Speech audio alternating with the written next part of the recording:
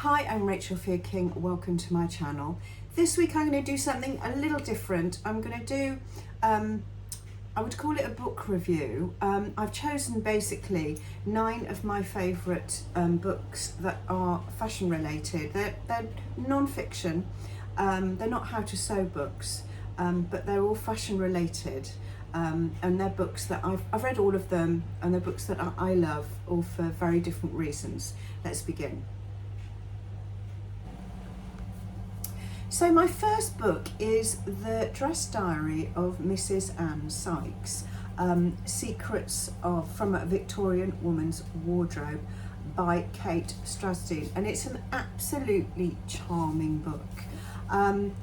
It's based around the dress diary of Mrs Anne Sykes, and the diary takes the form of a diary that she was given on her wedding day in 1838, and over the course of her life she keeps swatches of garments that she has made, because in those days ladies would have garments made for them, and it tracks her life. She travels and she interacts with all sorts of other people, and it's you know, it's kind of living history, and in the middle there are lots of swatches from this old dress diary, and I think actually the author Kate Strasdin was actually given this diary, and she did extensive research and traced this lady's lifetime timeline, and it's an absolutely charming book.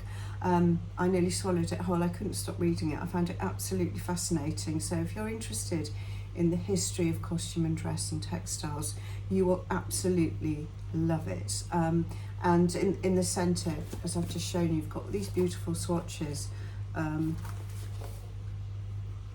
to illustrate it. So it's a really interesting book. So that's number 1. Second book, I suppose this is an overall design book, and it's called The Secret Lives of Colour by Kassia and Clair. And it's maybe a little bit geeky, maybe it's not everybody's cup of tea, but it's so fascinating. It really is. Kassia St. Clair, I believe she studied history, and she writes about design and culture, and this is her first book. And I think she also writes in our decoration about colour too, or she has done.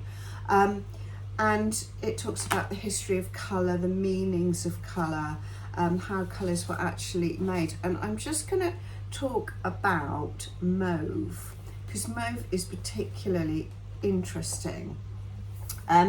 There's a whole section on mauve here, and you may or may not know this, but mauve was kind of, the colour itself was found by accident, so it's kind of like pale, it's got a specific pale purple. So I think he started this when he was about 18, this scientist called William Perkin. He was trying to synthesize quinine from coal tar. Because malaria was absolutely rife, they needed tons of quinine. Anyway, while he was doing this, he found this kind of byproduct, and somehow, for some reason, he decided to dip a bit of silk in this sticky tarry byproduct, and he found it was a really good dye, and it produced the colour mauve. And yeah, so it was kind of by accident, and I think it was sort of nicknamed Perkins Purple, and it became really fashionable, and it's talked about in the Illustrated London News, and Queen Victoria became quite a fan. So that's just one example, but it's just an absolutely fascinating book. And at the beginning, I realised this is backwards because of the way I'm filming it. You've got lists of colours and their names, all in sort of colour families. So you can dip into it if you want, or you can just, I read the whole thing from front to back because I loved it. Anyway, so that's The Secret Lives of Colour. Right, and moving on to number 3. Now this is slightly different. I've got 2 books in the same vein here, and the first one is Fashionopolis. Okay, This is by Dana Thomas, and it was, I believe, published in 2019, so pre-COVID. It's really, really interesting and very informative. It looks at the fashion industry and how it came to be, and promotes the concept of slow fashion. So if you're interested in the effects of fashion, and it's something that bothers you, I know it bothers me, it's a very informative book. It was written in 2019, so the facts and figures may have changed somewhat over the last 5 years. I'm going to give you a few facts from her book that are in the inside cover. 100 billion garments are produced every year, and fewer than 2% of workers in the clothing industry earn the living wage, which is appalling. Over 60% of garments contain fabrics derived from fossil fuels. One t-shirt and one pair of jeans uses 5,000 gallons of water just to be made. And the average garment is worn just 7 times. And the clothing industry employs every 6th worker. So there's some quite astonishing facts there. It's a really, really good informative book if you're conscious of where your clothes come from, and you want to be informed about your purchases, I guess. It's a very, very good book. The next book in a similar vein, this is quite a lot older. This is written in 2011, but it is still very relevant. It's To Die For by Lucy Siegle. Is fashion wearing out the world? And Lucy Siegle. She's a British journalist, and she writes on environmental issues, and I believe she writes for The Guardian. And it's really an expose on the fashion industry, and it covers the environmental issues, the human issues, the fact that it's so unsustainable. And really, I think she gets the point over, is these items that we buy so casually, I know I do, I still buy fast fashion, they have such an enormous impact on people and the planet, and it's something that we really, really should take more time to think about. And those two books together, very, very informative. So another reason why really you should make your own clothes, I think, because you lessen that impact. So that's the ultimate slow fashion, I think, making your own clothes. Anyway, next book. I go and see exhibitions all the time, and I don't know if you saw the Mary Quant exhibition at the V&A. I bought this book then, and this was actually, it's an autobiography, Mary Quant's autobiography. It was quite timely because she died last year, didn't she? She wrote this in 1966, so it covers the very early part of her career, and it was just a compulsive read. I think there's no chapters, it's just one go. There's some great pictures in it, in the centre. I mean, it was published in the 60s, so they're all black and white. And this is actually a V&A, some lovely illustrations in there. It's a V&A publication, I can't remember that. Very much of its time. It really focuses on the 60s. This is really very much the early part of her career, and how they built this incredible, phenomenal global brand, and then how she also was successful in America, and she ran the business with her husband Alexander Bunker Green. Talks about how they met, and yeah, it's a great read. Similar time, more 60s and 70s. Again, this relates to another very recent exhibition. Barbara Hulanicki's biography, From A to Biba. I love this book. I loved it. I've read it twice actually. And it charts from the very, very beginning, from how literally, I think it started as a mail order with this little, some of you may know better than me, this gingham dress. And she wasn't even buying fabrics from wholesalers apparently, and it just exploded. And it's the story of how it grew. There's some great pictures in there, and they had individual boutiques, and then they had big Biba, and the rainbow rooms. I actually, on my 50th birthday, which was 7 years ago, I went to the roof gardens, which is on top of the building on Kensington High Street, which is still there, but I think it's closed now. And they still had flamingos hanging around.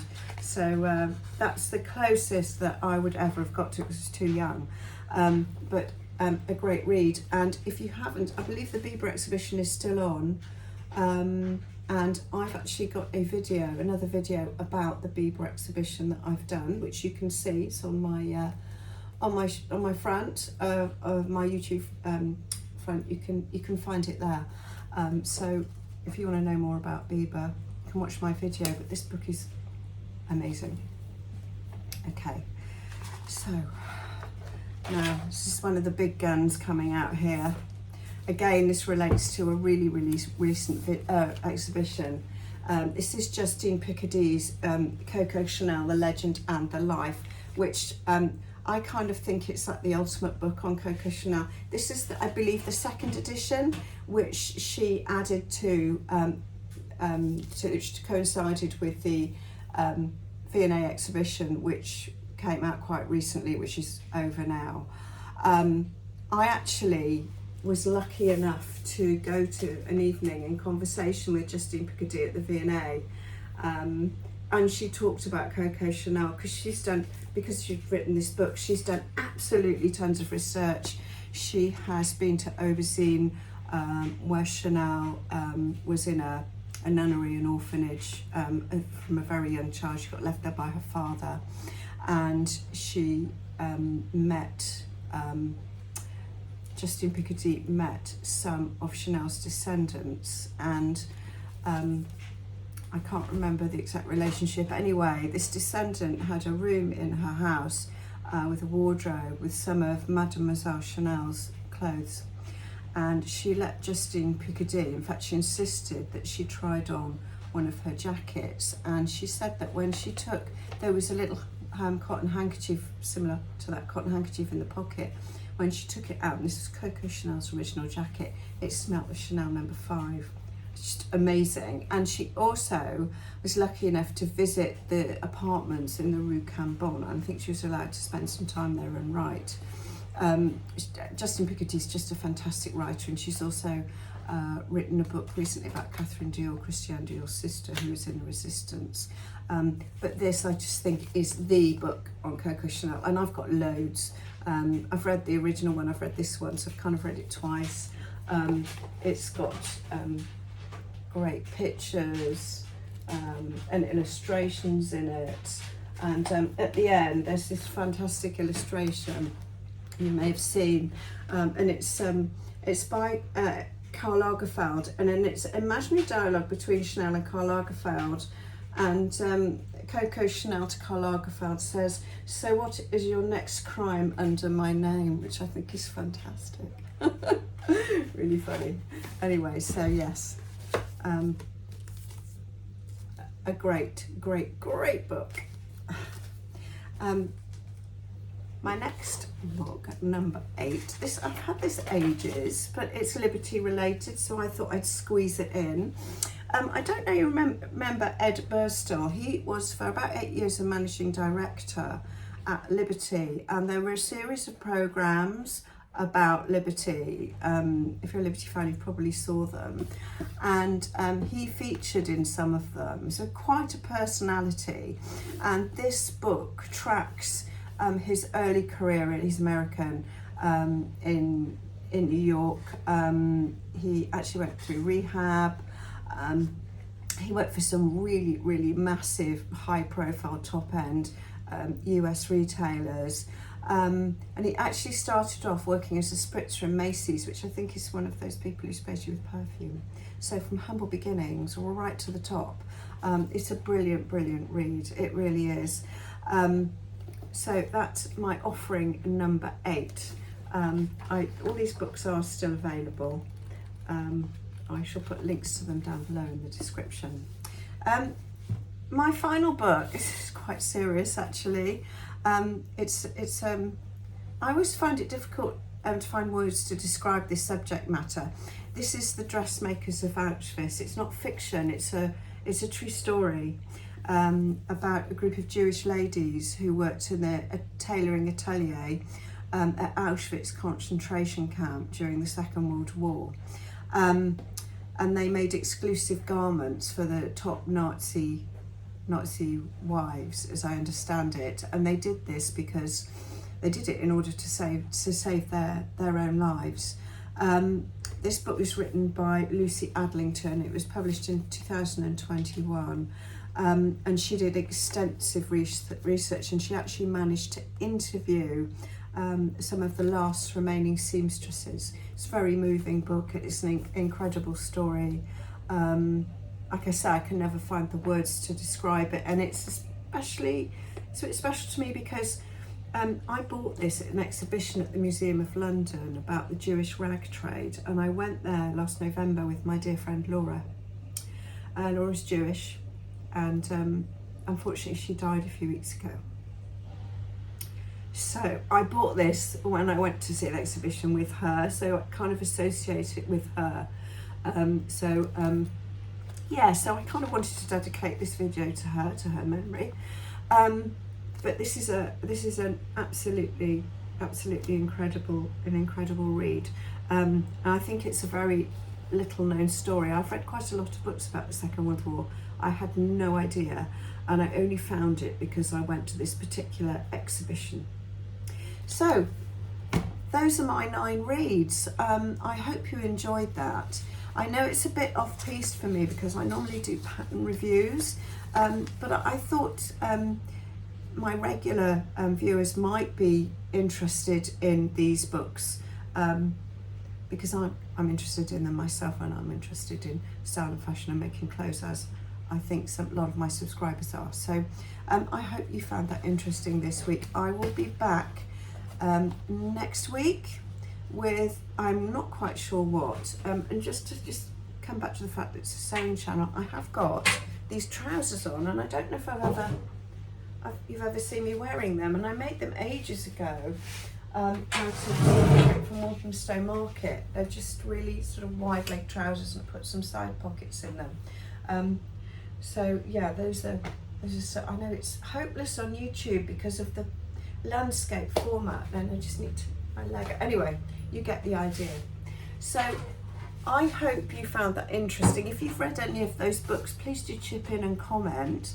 And if you'd be interested in another book review, I'd be more than happy to do it because I've got so many books. I've got loads of fashion related books.